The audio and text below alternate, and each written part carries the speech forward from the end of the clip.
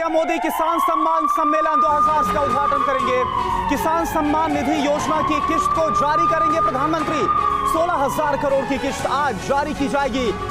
मैं देश के करोड़ों किसानों को वैसे ही 2,000 रुपये वाली किस्त भेजने वाला। प्रधानमंत्री किसान सम्मान निधि की किश्त आज आ सकती है। इस योजना के तहत एक साल में 3 किश्तों में किसानों को सरकार 6,000 रुपए।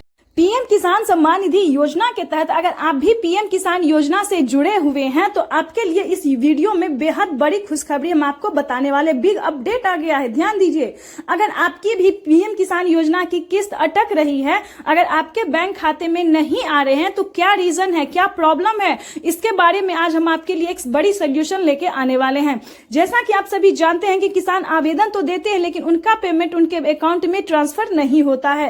क्यों नहीं होता है, इसके बारे में आपको हम डिटेल के साथ बताते हैं।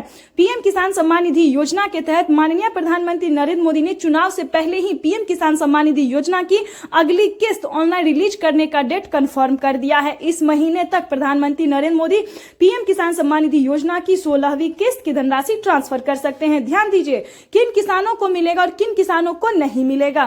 पीएम किसान सम्मान निधि योजना के तहत जो नए किसान है उन्हें किसी एक योजना का लाभ मिलेगा, जो पुराने किसान है उन्हें टोटल 16 योजना का लाभ मिलेगा। अब मुद्दे की बात करते हैं कि अगर आपने आवेदन दिया है फिर भी आपके बैंक अकाउंट में इस योजना का लाभ नहीं आ रहा है।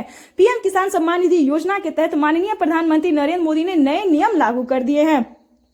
जिन किसानों ने, ध्यान दीजिए, जिन किसानों ने बैंक अकाउंट को आधार कार्ड से लिंक नहीं किया है उन किसानों का पेमेंट जो है वो प्रोसेस में है। तो जल्द से जल्द इस दोनों को अटैच कीजिए। चाहे तो आप ये ऑनलाइन कर सकते हैं, ऑफलाइन भी कर सकते हैं।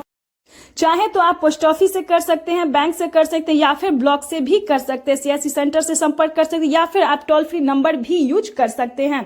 जैसा कि आप स्क्रीन पर देख रहे हैं कि पीएम किसान सम्मान निधि योजना में आवेदन देने के दौरान, ध्यान दीजिए, आवेदन देने के दौरान बहुत सारी चीजों का ध्यान रखा जाता है। क्या आपके मोबाइल पे मैसेज आता है? ध्यान दीजिए, अगर आपके मोबाइल पे मैसेज आता है तो आपकी हुई बल्ले बल्ले, तब तो आपको पीएम किसान सम्मान निधि योजना की धनराशि आ जाएगी।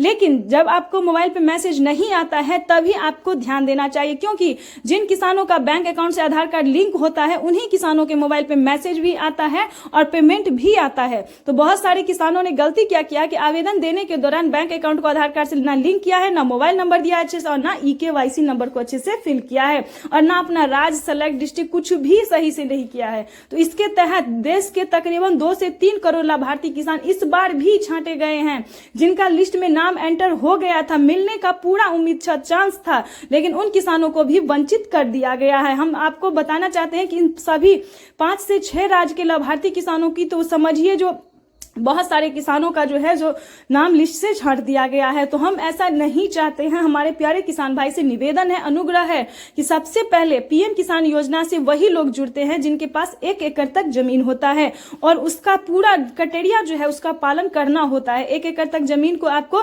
भूमि का सत्यापन करवाना होगा, यानी कि जमीन के कागजात को चेक करना होगा कि आपके नाम पे है या नहीं है। उसके बाद EKYC की प्रक्रिया को आपको पूरा करना होगा, बैंक अकाउंट से आधार कार्ड से लिंक करना होगा। उसके बाद आपको जो है जो 4th स्टेप है वो क्या है, ध्यान से सुनिए। उसके बाद आपको आवेदन की प्रक्रिया को अच्छे से पूरा करना होगा। मेन मुद्दा और मेन पॉइंट यही है।